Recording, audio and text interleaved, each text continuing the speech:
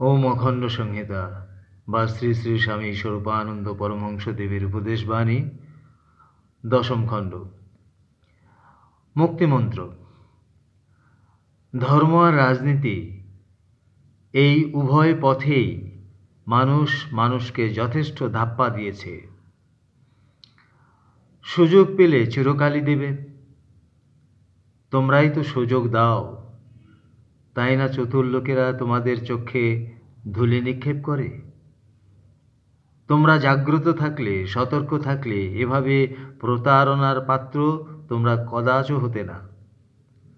সুযোগ সন্ধানী চতুর লোকদের সম্পর্কে সজাগ থাকো।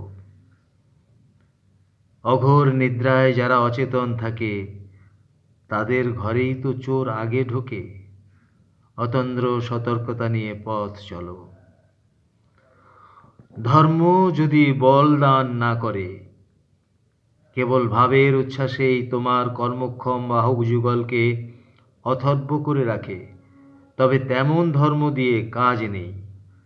রাজনীতিও যদি তোমার বলবর্ধন না করে, প্রত্যেকটি প্রাণকে পরম আদর্শ রক্ষার জন্য আত্মোৎসর্গে যদি উদ্দীপিত না করে, রাজনীতি যদি শত্রুর দুর্বৃত্ততার আর মিত্রের ক্লীবত্ব ও কাপুরুষতাকেই কেবল প্রশ্রয় দিয়ে চলে, তবে তেমন রাজনীতি পদাঘাত পাওয়ার যোগ্য।